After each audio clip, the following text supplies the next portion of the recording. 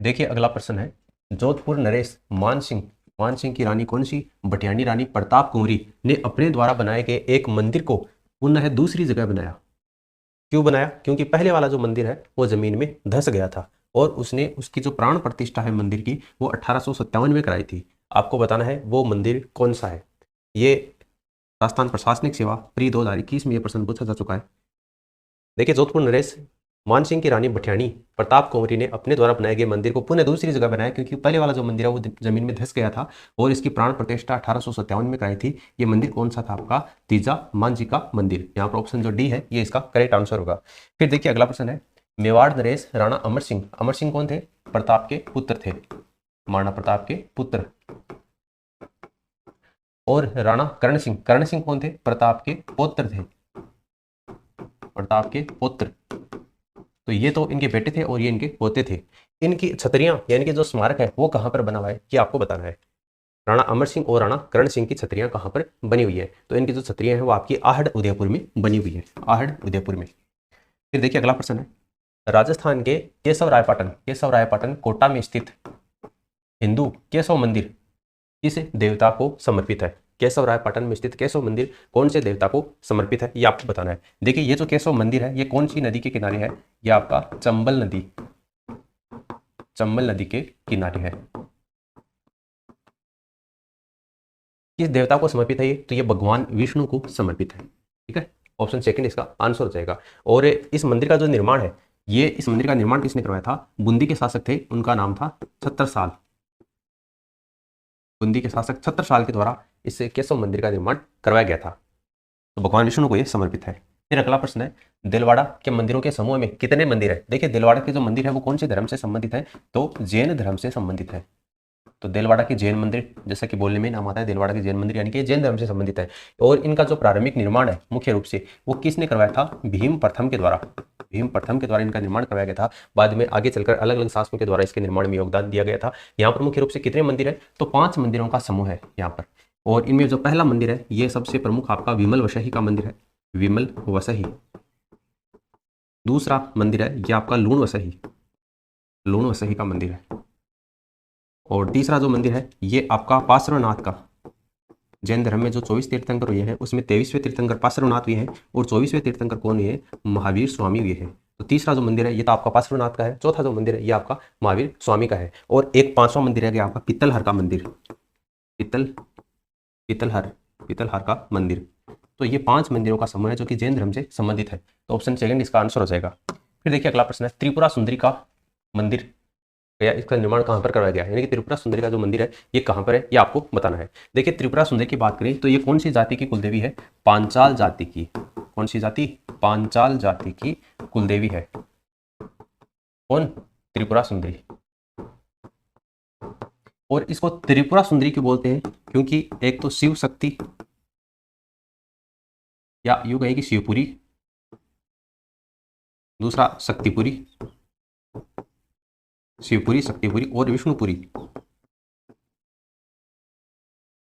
शिवपुरी, शक्तिपुरी और विष्णुपुरी नामक 3 पुरियों में स्थित होने के कारण इसका नाम त्रिपुरा सुंदरी पड़ा है। और पांचाल जाति की कुलदेवी है और इसका जो मंदिर है ये आपका तलवाड़ा बांसवाड़ा में स्थित है। ठीक है, ऑप्शन सी इसका आंसर हो जाएगा। फिर देखिए अगला प्रश्न है, नाथों का मंदिर कहाँ पर स्थित है?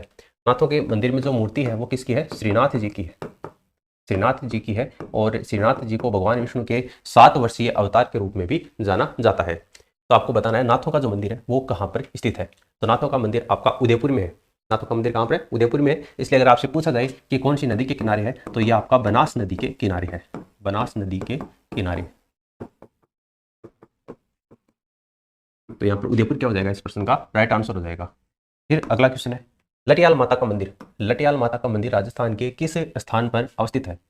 लटियाल माता का तो कहाँ पर? ये आपका फलोदी में है, फलोदी जोधपुर में। हालांकि आप फलोदी अपन जोधपुर नहीं बोल सकते क्योंकि जोधपुर आपका एक अलग डिस्ट्रिक्ट हो गया है, फलोदी अलग डिस्ट्रिक्ट है। तो लटियाल माता का जो मंदिर है वो कहाँ पर? आपका फलोदी में है।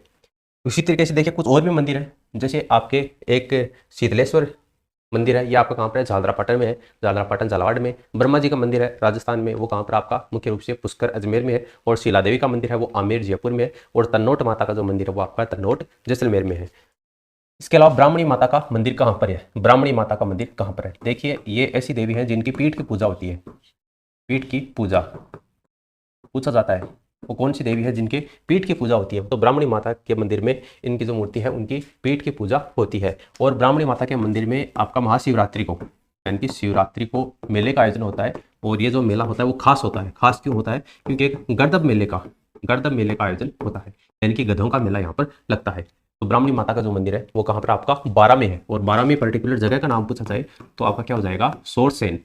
कहाँ पर पड़ता है ये मेला? सोरसेन बारा में, यहीं पर ब्राह्मणी माता का मंदिर स्थित है। फिर देखिए अगला प्रश्न है, राजस्थान में मामा भांजा का मंदिर कहाँ पर है? आपने मामा भांजा की छतरी तो सुनी होगी, लेकिन मामा भांजा का मंदिर है उसका नाम भी आपको ध्यान में रखना है। सबसे पहले तो ये मामा भांजा का मंदिर है, ये कौन से धर्म से संबंधित है? तो ये आपका जैन धर्म से संबंधित है। ठीक है। और अगर यूं पूछा जाए कि मामा भांजा के मंदिर में जो मूर्ति है वो किसकी है, तो ये आपके मल्लीनाथ और नेमिनाथ की है। मल्लीनाथ और नेमिनाथ इनकी मूर्ति है। तो आपको बताना है मामा भांजा का जो मंदिर है वो कहाँ पर है। तो कहाँ पर? ये आपका डूंगरपुर में है। मामा भांजा का मंदिर डूंगरपुर में। तो आप फटाफट कमेंट करके ये बता दीजिए कि मामा भांजा की छतरी कहाँ पर है, ताकि हमको आइडिया लग जाए कि आप कितना पढ़ते हैं। फिर देखिए अगला प्रश्न है, एक युग में कौन सा सही सुमेलित इनमें से नहीं है? एक तरफ मंदिर दे रखे और एक तरफ स्थान। द्वारिकाधीश मंदिर कांकरोली में, बिल्कुल द्वारिकाधीश का जो मंदिर है वो कहाँ पर? आपका कांकरोली में है। सुंदा माता का मंदिर कहाँ पर है? भीनमाल में है, ये भी आपको सही दे रखा है। आई माता का मंदिर कहाँ पर है? भिलाड़ा में, बिल्कुल आई माता का मंदिर है वो भिलाड़ा पे सही दे रखा है। ज्वाला माता का मंदिर तलवाड़ा, ये गलत है। ज्वाला माता का मंदिर है वो आपका जयपुर में है। और जयपुर में भी पर्टिकुलर जगह पूछी जाए तो आपका जोबनेर, जोबनेर जयपुर, यहाँ पर ज्वाला माता का मंदिर है। तो तलवाड़ा यहाँ पर आपको गलत दे रखा था। यही पूछा था कौन सा सुमेलित नहीं है, तो आपका ऑप्शन 4 इसका आंसर हो जाएगा। फिर देखिए अगला प्रश्न है, निम्न में से कौन सा राजस्थान में एक मंदिर सही सुमेलित है? पिछली बार तो कौन सा नहीं है पूछा था, इस बार कौन सा है पूछा है।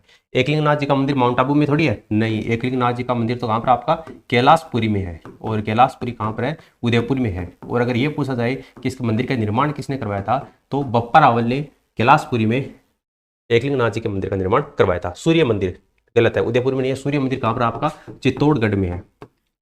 सूर्य मंदिर कहाँ पर है? चित्तौड़गढ़ में है।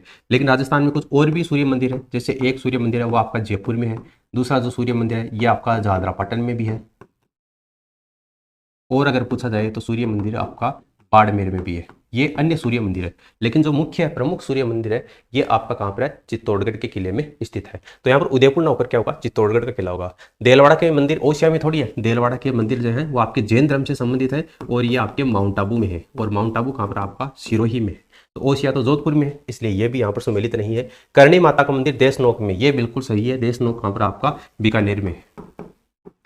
तो आपका चौथा जो ऑप्शन है ये इसमें सुमेलित दे रखा है। यही पूछा था आपको कौन सा इसमें सुमेलित है, तो ये इसका आंसर हो जाएगा।